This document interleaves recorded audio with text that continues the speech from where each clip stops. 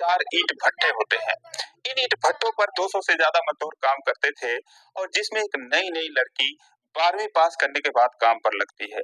दोस्तों उस लड़की का नाम रेखा होता है। बहुत ही खूबसूरत, बहुत ही सुंदर वो लड़की, उतनी ही ज्यादा मेहनती भी होती है। तो सारे मजदूर झारखंड के जिला रांची से ताल्लुक रखते थे, लेकिन जब रेखा इनके बीच में खड़ी होती थी तो सबसे अलग ही नजर आती थी क्योंकि वो बहुत ही खूबसूरत होती है। दोस्तों एक दिन चौधरी साहब का लड़का कहीं बाहर से आता है और उसकी नजर उस लड़की पर पड़ती है। वो उसका दीवाना हो जाता है और उसी के चक्कर में दिन रात लगा रहता है और जिससे रेखा के माँ बाप को बहुत ही टेंशन होने लगती है क्योंकि वो जानते थे कि कुछ भी होगा इल्जाम उनके ही सर आएगा। और दोस्तों ऐसा ही होता है। दोस्तों एक बहुत ही रोचक कहानी है। आइए जानते हैं पूरी कहानी इस वीडियो में। लेकिन वीडियो में आगे बढ़ने से पहले बस वही रिक्वेस्ट कि आप वीडियो को लाइक कर दीजिए, चैनल को भी सब्सक्राइब कर लीजिए ताकि मेरा हौसला बढ़ता रहे। दोस्तों जो चौधरी साहब थे उनका नाम अशोक कुमार होता है। 4 भट्टों के अलावा उनके पास 200-400 बीघा जमीन होता है। पूरे इलाके में उनका रुतबा था, उनका नाम था, मान सम्मान था, सब कुछ था उनके पास। परिवार में 4 लोग थे पति पत्नी के अलावा, एक बेटा और एक बेटी। बेटी एमबीबीएस की पढ़ाई कर रही थी, बेटा जो है वो बीटेक की पढ़ाई कर रहा था, उसका नाम हर्षवर्धन होता है। दोस्तों हर्षवर्धन पढ़ाई करने के बाद 2-4 महीने किसी कंपनी में काम करता है, 25-30 हजार रुपए उसको सैलरी मिलती है। तो एक दिन अशोक कुमार बोलते हैं कि बेटा प्राइवेट नौकरी छोड़ दो, आओ घर पे अपना जो कारोबार है उसको देखो, उसको संभालो। दोस्तों हर्षवर्धन नौकरी छोड़कर घर चला आता है और भट्टे के पास बने ऑफिस में बैठने लगता है। एक दिन सुबह सुबह वो घूमने निकला था, तभी देखता है कि एक लड़की मिट्टी में खड़ी हुई पानी डालकर फावड़े उसको गोड़े जा रही है। उसके बाद उसमें लगी हुई है, पैरों से उसको मसल रही है, पसीने से तरबतर है, फिर भी उसमें जूझी हुई है। दोस्तों उसको देखता है हर्षवर्धन तो देखते ही रह जाता है। दोस्तों उसका चेहरा पसीने से एकदम शीशे जैसा चमक रहा था, उसके हाथ पैर एकदम मिट्टी में सने हुए थे। दोस्तों वो रेखा होती है। जब रेखा की नजर हर्षवर्धन पर पड़ती है तो मिट्टी से निकलकर फौरन पास में पड़ा हुआ अपना दुपट्टा उठाती है और ओढ़ लेती है।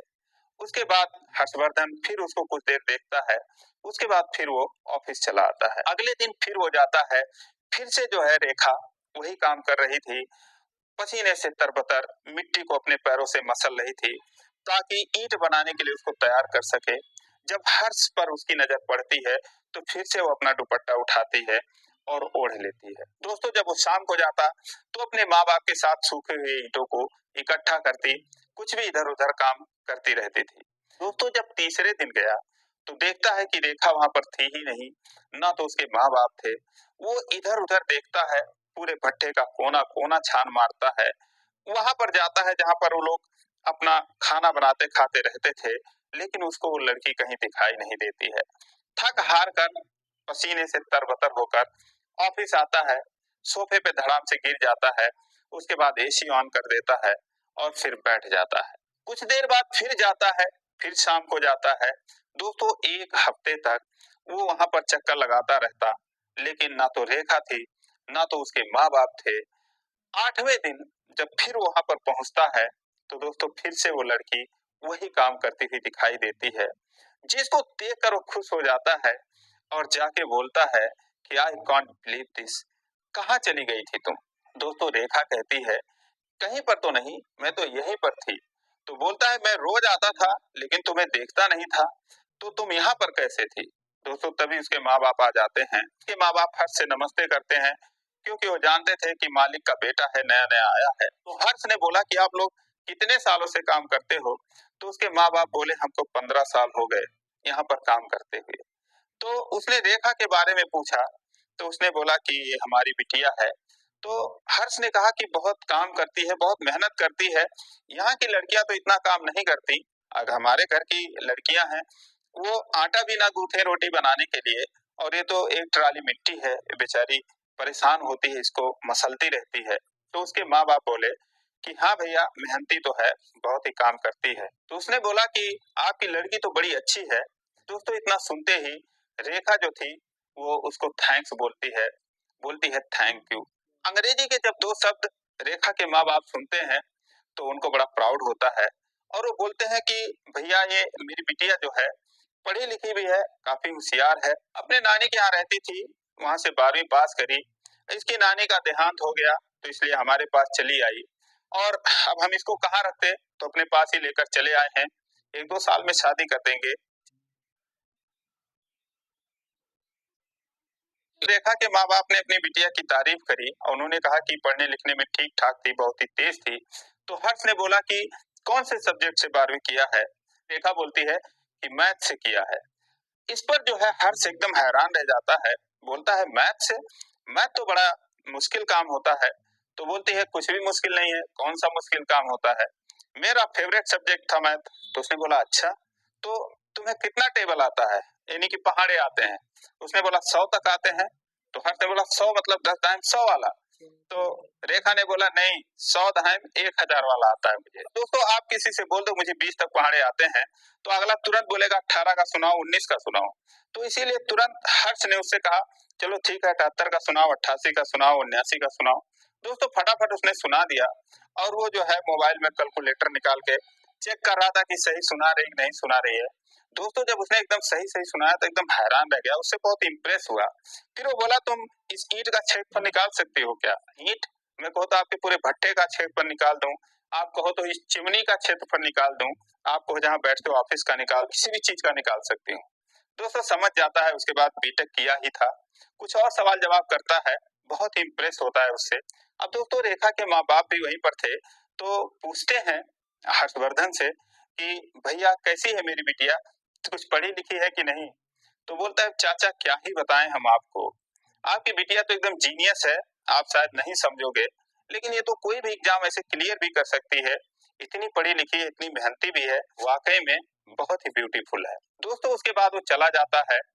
फिर शाम को आता है, 2-4 दिन उससे बस बातें ही करता रहता है, इधर की बातें उधर की बातें, और आंखों आंखों में दोनों में एक दूसरे से प्यार हो जाता है। एक दिन 2 दिन के लिए हर्षवर्धन चला गया अपनी बहन से मिलने लखनऊ, क्योंकि वहीं पर एमबीबीएस की पढ़ाई कर रही थी। वहां से मिलने के बाद आया, तीसरे दिन जब गया वो रेखा के पास, तो रेखा जो है कुछ उदास सी लग रही थी। उसको देख के खुश हो जाती है और उसके बाद बोलती है कि कहाँ चले गए थे आप बिना बताए। तो उसने बोला क्यों, बताने की क्या जरूरत थी। तो उसने कहा कोई आपका इंतजार कर रहा था। तो हर्ष ने कहा कौन इंतजार कर रहा था। तो उसने बोला कोई थी लड़की आपके यहाँ काम करने वाली, कोई मजदूर। समझ जाता है, बोलता है क्या बात कर रही हो, सच में मेरा इंतजार कर रही थी तुम। तो उसने बोला हाँ क्यों नहीं कर रही थी। तो दोस्तों बोला अच्छा, वैसे मैं भी तो 1 हफ्ते इंतजार किया था, तब तुम बताओ कहाँ चली गई थी। हम दूसरे भट्टे पर चले गए थे, कुछ अर्जेंट काम था, तो वहां पर हम लोग चले गए थे, इसीलिए मैं यहाँ पर 1 हफ्ते नहीं थी। उस दिन मैं झूठ बोल रही थी कि मैं यहीं पर थी। दोस्तों के बाद हर्ष बोलता है कि मैं अपनी बहन से मिलने गया था, उसकी शादी करनी है, कहीं लड़का वगैरह देखना है, तो उसके लिए भी जाना है 2-4 दिन में। तो रेखा कहती है अच्छा, और आप शादी कब करोगे। तो हर्ष बोलता है मेरी शादी, मैंने तो शादी कर ली है, मेरी तो शादी हो गई है। अब दोस्तों इतना सुनते ही जो रेखा थी मिट्टी से बाहर निकल जाती है और अपने सर को झुकाकर बैठ जाती है। हर्ष जाता है उसके पास तो बोलता है कि क्या हुआ यार, मैं मजाक कर रहा था। दोस्तों उसको देखती है, उसकी आंखें डबडबाई हुई थी। वो बोलती है कि नहीं आप मजाक नहीं कर रहे हो। तो हर्ष ने बोला मैं सच में मजाक कर रहा हूँ यार, मेरी शादी नहीं हुई है, तुम्हारी कसम। अब दोस्तों इसके बाद जो रेखा थी वो बोलती है कि नहीं प्लीज आप चले जाओ, आप झूठ बोल रहे हो। उसने बोला नहीं झूठ बोल रहा हूँ यार, वाकई में तुम्हारी कसम खा तो रहा हूँ। दोस्तों फिर वो बोलती है कि मैं कौन होती हूँ आप जो मेरी कसम खा रहे हो। दोस्तों उसका हाथ पकड़ लेता है, बोलता है तुम्हें नहीं पता कि तुम मेरी कौन हो। दोस्तों उसके बाद दोनों एक दूसरे की आंखों में आंखें डालते हैं और शायद उनका दिल इशारा करता है, दोनों एक दूसरे को हक कर लेते हैं, एक दूसरे के गले लिपट जाते हैं। दोस्तों उसके बाद इन दोनों को ख्याल ही नहीं रहता कि वो कहाँ पर हैं, कोई उनको देख भी रहा है। दोस्तों 10 सेकंड, 20 सेकंड, 30 सेकंड, 1 मिनट हो गया, वो लोग ऐसे ही लिपटे रहे। तभी दोस्तों जो रेखा की माँ थी उसका ईंट पाथने का टाइम हो गया था, वहां से चल के आती हैं और वो दूर से जब इन दोनों को देखती हैं कि दोनों दूसरे के गले लगे हुए हैं, तो दोस्तों वो कुछ खटपट की आवाज करती हैं ताकि ये लोग समझ जाएं। और जब आवाज आती है इनके कानों तक तो ये दोनों एक दूसरे को छोड़कर खड़े हो जाते हैं। और उसके बाद जब उसकी माँ आती है तो ये लोग शुक्र मनाते हैं कि चलो किसी ने देखा नहीं। लेकिन दोस्तों इन्हें पता नहीं था कि ये पकड़े जा चुके हैं। वो आती है और हर्ष से कहती है कि भैया आप धूप में क्यों खड़े हो, आपको धूप लग जाएगी, आप ऑफिस में ही जाकर बैठो। इस तरीके से मजदूरों के बीच में रहना इतना ठीक नहीं है। दोस्तों वो चला जाता है और उसके बाद वो अच्छे से रेखा की खबर लेती है। दोस्तों उसके बाद रेखा की माँ उसको समझाते हुए कहती है कि देखो बेटा, ये बड़े लोग हैं, ये बड़े खराब लोग होते हैं, हम इनका कुछ कर भी नहीं पाएंगे। ये हमको, अगर इसके पिताजी जान पाएंगे कि इस तरीके से यहाँ पर हो रहा है, तो हम तीनों को इसी भट्टे में झुकवा देंगे, इसी में डलवा देंगे, किसी को पता भी नहीं चलेगा। यहाँ पर कोई अपने जवान बहू बेटियों को नहीं लाता काम करने के लिए, लेकिन हम तुमको लेकर चले आए कि तुम्हारे ऊपर पूरा भरोसा था, लेकिन तुम इस तरीके से करोगी तो बेटा देखो, अपनी भी इज्जत का ख्याल रखो, हमारी इज्जत का ख्याल रखो। इन लोगों की दुनिया अलग है, हमारी दुनिया अलग है, औकात में रहो। और इस तरीके से तुम बातचीत भी करती हो तो मुझे बहुत बुरा लगता है। आगे से सावधान रखना कि ऐसा कुछ नहीं होना चाहिए। अब दोस्तों, जिंदगी में पहली बार रेखा ने प्यार किया था और इतने कठोर शब्दों के साथ, इतने डरावने अनुभवों के साथ उस पर पाबंदी लग गई। लेकिन हर्ष जो था, इधर से जाता है तो उसका हौसला सातवें आसमान पर था। दोस्तों शाम को गाड़ी निकालता है, मार्केट जाता है और रेखा के लिए कपड़े लाता है, गिफ्ट लाता है, और उसके बाद सुबह सुबह फिर ले जाकर एक बैग में वहां पर खड़ा हो जाता है। रेखा नजर झुकाए अपना काम ही कर रही थी, कोई रिएक्शन नहीं देती है। जाके वो हाय हेलो करता है, कुछ नहीं बोलती। तो बोलता है क्या बात है, कल की बातों से कुछ नाराज हो क्या, देखो मैं तुम्हारे लिए क्या लाया हूँ।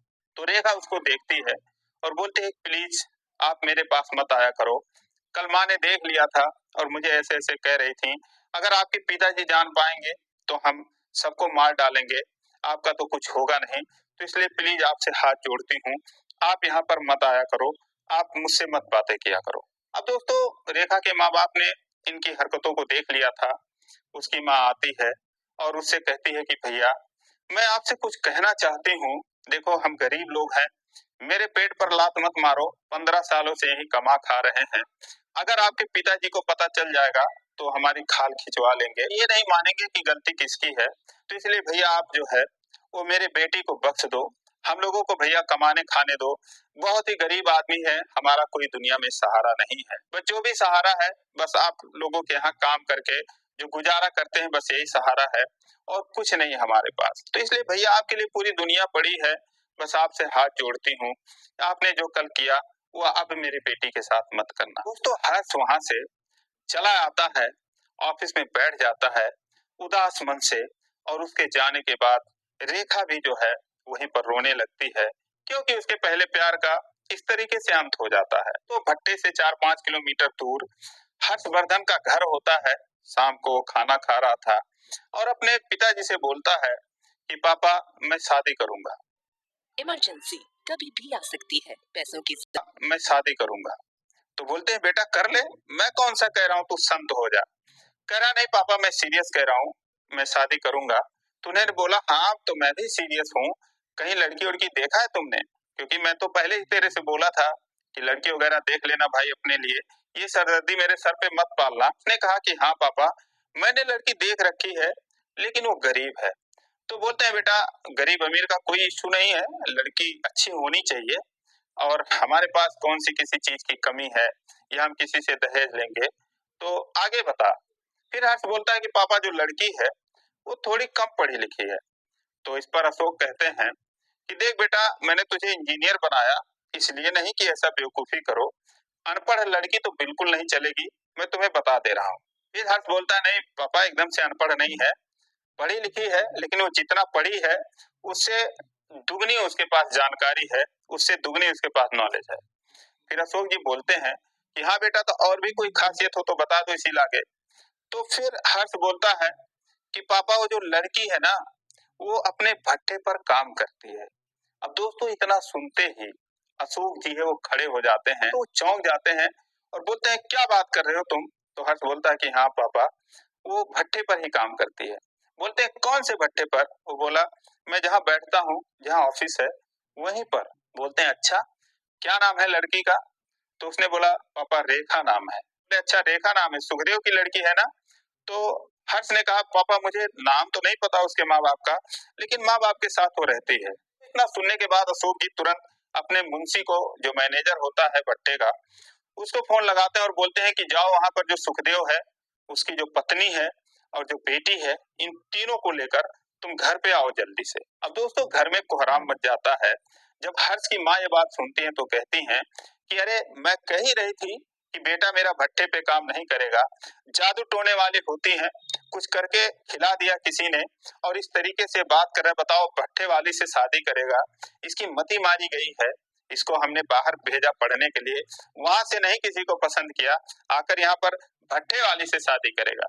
अब दोस्तों अशोक जी परेशान हो जाते, बोलते अरे यार तुम जरा शांत रहो, कुछ सोचने दो। दोस्तों उसके बाद जो मुंशी था वो जाता है, वो लोग खाना वाना खा रहे थे और जाके बोलता है कि चलो बड़े साहब ने बुलाया है घर पे। अब दोस्तों जब वो लोग सुनते हैं, समझ जाते हैं, वो बोलते हैं कि मुंशी जी, उसका पांव पकड़ लेती है उसकी माँ, बोलती है मुंशी जी मुझे बचा लो, इस तरीके से मेरी बेटी की कोई गलती नहीं है। तो बोलता है क्या बात है, उसे कुछ समझ में नहीं आता। बोलता है क्या तुम लोगों ने कोई गलती करी है क्या? फिर वो सारा माजरा बता देती है। बोलती है मेरी बेटी कोई गलती नहीं है, बस वही भैया जो है वही दौड़ दौड़ के आते थे इसके पास। अब बताओ अब ये बात कैसे पहुंच गई, कौन पहुंचा दिया, अब क्या होगा? मुंशी से बोलती भैया मुझे बचा लो किसी तरीके से, हम लोग को यहाँ से निकाल दो, हम लोग भाग जाते हैं। मुंशी बोलता है अरे तुम लोग अपने बारे में सोच रहे हो, मुझे ही तो पूरी जिम्मेदारी उन्होंने दे रखी थी कि मेरे बेटे को जरा काम वाम के बारे में बताते रहना। अब बताओ मेरे नाक के नीचे ये सब हो गया, मुझे पता ही नहीं चला तुम लोग क्या गुल खिलाए हो, अभी वहां पर चलो तब फिर पता चलेगा। वो लोग जाने के तैयार नहीं होते, फिर मुंशी कहता है जान से तो मार नहीं देंगे, इसलिए चलो मेरे साथ और मैं भी तो रहूंगा तुम लोगों के साथ, जो भी कहेंगे मुझे भी तो कुछ कहेंगे। तो ये चारों लोग रात को 10-11 बजे जाकर वहां पर पहुंचते हैं। जो उसकी माँ थी हर्ष की, वो तो पर्दे के पीछे चली जाती हैं। दोस्तों जाते ही जो रेखा की माँ होती है वो चौधरी साहब का पैर पकड़ लेती है और कहती है कि साहब मेरे बेटी की कोई गलती नहीं है। तो बोलते हैं उसके पति से कि यार सुखदेव अपने पत्नी को जरा उठाओ। फिर वो बोलते हैं चुप रहो तुम सब। दोस्तों वो लोग चुप हो जाते हैं।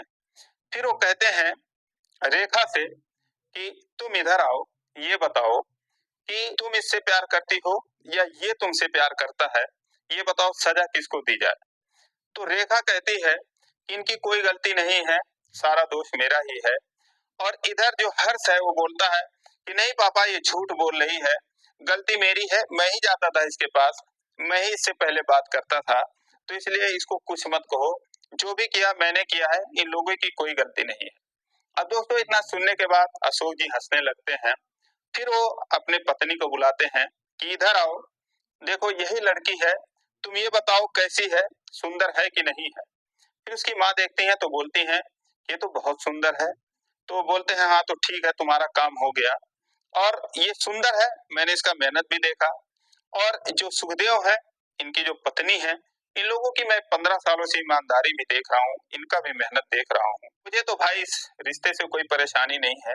यहाँ पे मेरा अनुभव बता रहा है कि रेखा और हर्ष पूरा जिंदगी भर सुखी रहने वाले हैं, तो और हम लोगों को क्या चाहिए। अब दोस्तों इतना सुनने के बाद जो उसके माता पिता होते हैं रेखा के, वो कहते हैं कि भैया हमारे पास तो देने के लिए कुछ भी नहीं है, लेकिन हम आपके यहाँ जिंदगी भर मुफ्त में काम करते रहेंगे। फिर वो बोलते हैं अरे यार सुखदेव तुम मेरे यार समधी बन गए हो, तो इस तरीके से बातें मत करो। दोस्तों उसके बाद चौधरी साहब ने हर्षवर्धन और रेखा की धूमधाम से शादी की। रेखा जो है वो आगे की पढ़ाई करने लगी। तो दोस्तों ये रही कहानी, आपको कैसी लगी कमेंट करके जरूर बताइए, और जरा भी अच्छी लगी हो तो चैनल को सब्सक्राइब करिए। फिर मिलेंगे अगले वीडियो में, तब तक के लिए जय हिंद।